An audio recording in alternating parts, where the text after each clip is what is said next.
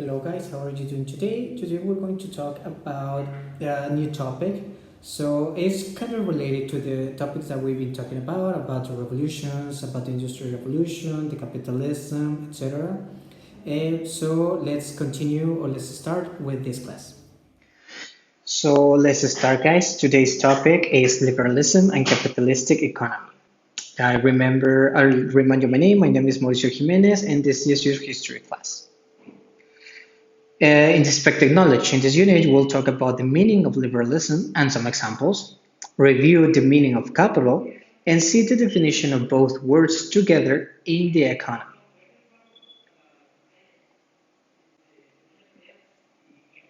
But first, let's see some key vocabulary. A merchant is a person who buys and sells commodities for profit, a dealer or a trader, a storekeeper or retailer.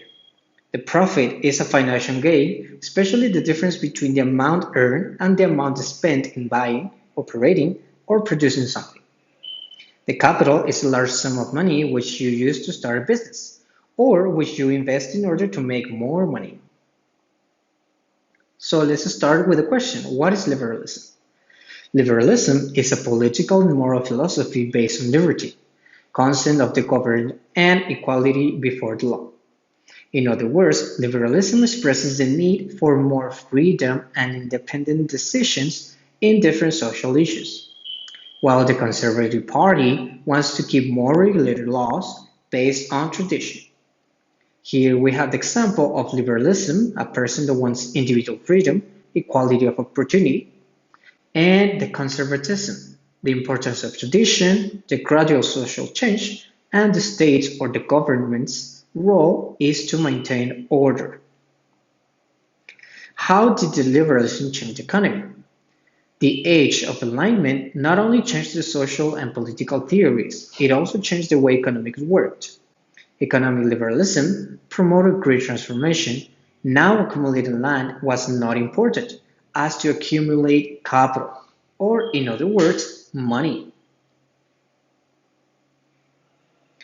Remember, the bourgeoisie was a group of merchants, factories and owners, and workshop teachers who hired people to make great merchandise and sell it to obtain profits. In other words, they made more money by selling than investing in making their products. The bourgeoisie became the engine of the economy and technology developers because they created new products for everyday life. And by paying the taxes, they supported the royalty. But the bourgeois realized that they needed better conditions to keep growing and developing. They wanted the royal nobility and the church to stop intervening in their activities. They wanted to be free to develop the economy. That's why they started to talk about economic liberalism, which is the economic and the word liberalism. The producers and merchants wanted better conditions to obtain profits in a more efficient way so they could reinvest. This system is called capitalism. Such system is based on free creation, accumulation, and movement of capital. In a few words, the bourgeois wanted more economic power. Here we have a chart or a diagram about liberalism and the capitalism. As you see, their liberalism, the characteristics are individualism, liberty, and equal rights. There's a person that is called Sam Smith that is believed to be the first pioneer of liberalism. He believed that more wealth to common people would benefit a nation's economy and society as a whole. Now, the capitalism was inspired by John Calvin.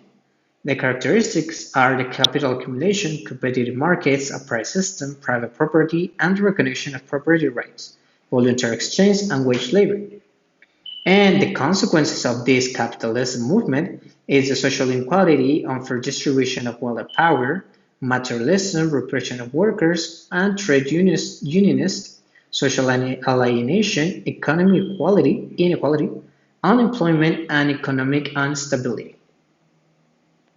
Remember, all this information is in your LBS plus page 40.